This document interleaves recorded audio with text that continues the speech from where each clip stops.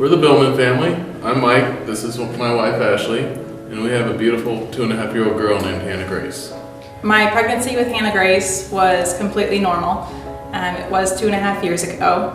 At her 3-week appointment, her pediatrician said she got some more information on some of the tests they performed on Hannah and said she wanted to do some follow-up tests, including an abdominal ultrasound. Hannah had lesions on both of her kidneys, which as a new mom, I had no idea what that meant, but she said that that this was common with cancer in children. Basically, they said it's a condition in children that predisposes them to Billman's tumors, which is a cancerous tumor of the kidneys. And Hannah had that condition in both of her kidneys, which is far less common. And I remember as a new mom walking into the hospital with my infant, and we walked into the room and there was just a regular hospital bed, and I thought, oh, they weren't expecting us,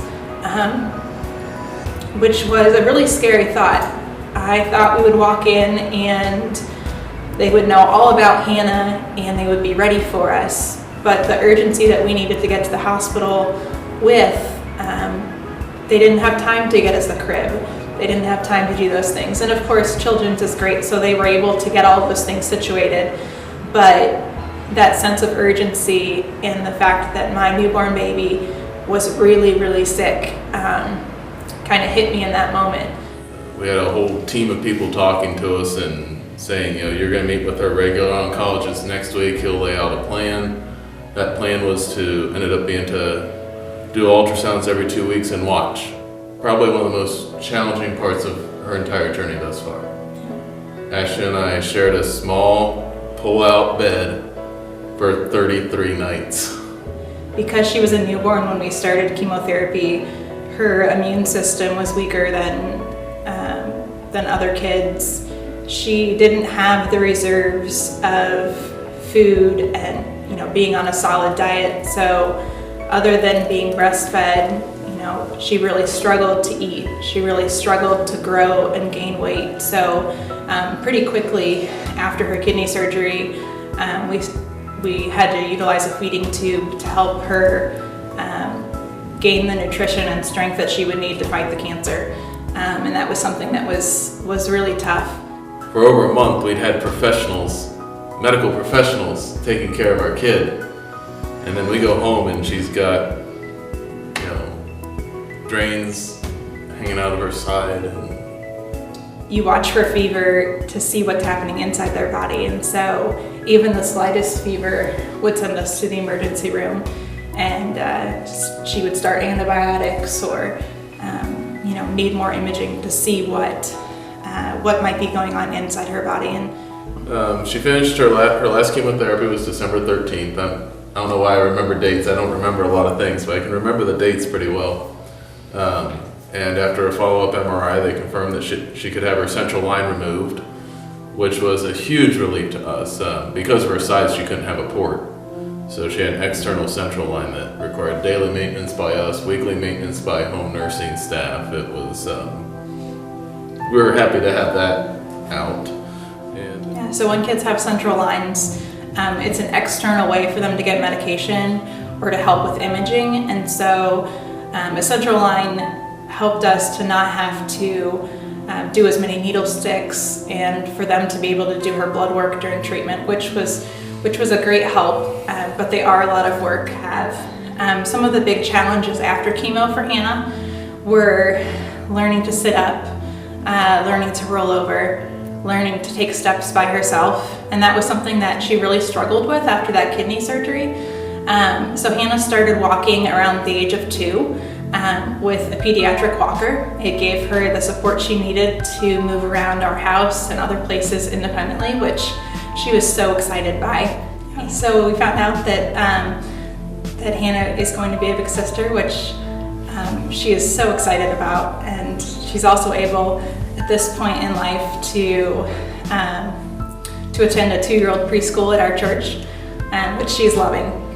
But Hannah is a very active, very happy 2.5-year-old, and we couldn't be more grateful for that. The thought that we would be entering another holiday season as a cancer treatment family was a big blow.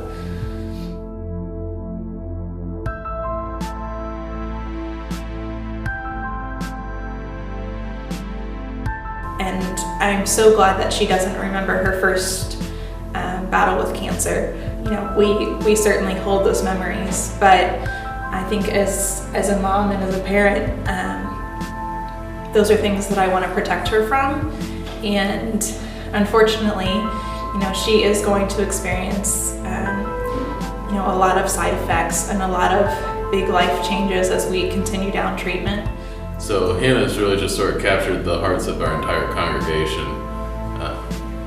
They just adore her to pieces and have so enjoyed watching her get through the first set of treatment and have grieved with us as she's entered her second round of treatment. And that's the kind of kid she's always been. I mean, she's just this happy kid who you'd never know anything was wrong with her. I mean, we noticed it at chemo, but even today, it's been 4 days since chemo, and she seems like a happy kid. She seems like a normal kid in many ways. I think for our family, you know, a big part of that, of finding joy in the small moments, has to do with our faith and just knowing that the Lord is with us in this journey. I truly think that the Lord grieves with us when we're having a bad day or when Hannah is really sick. I think that, you know, that hurts his heart, and that's not what he intended. But I'm so glad that our faith is, you know, part of our family and is something that we can cling to in those hard moments.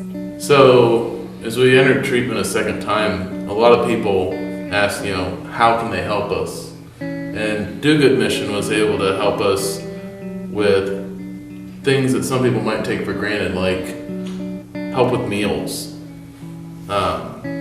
Just because we're on the run so much. Help with keeping the house clean. It's hard to keep a house clean when you're in treatment, and I'm working longer hours on non-clinic days to make up for the time I'm at clinic, because it's important to me to be with my daughter when she's receiving chemo. I think also because the Do Good Mission has stepped in and helped us with, you know, meal gift cards so that we can grab a meal on the way home from treatment or having someone come clean the home. It gives Mike and I time to reconnect that we wouldn't have had otherwise. Like he said, he's sometimes has to work long hours, and sometimes I'm dealing with, you know, a really, really sick little one. And so to have both of those things off our plate for a bit has been such a blessing, and just gives us time to spend as a family and to reconnect as a couple. So we're so grateful for that, and just can't say thank you enough.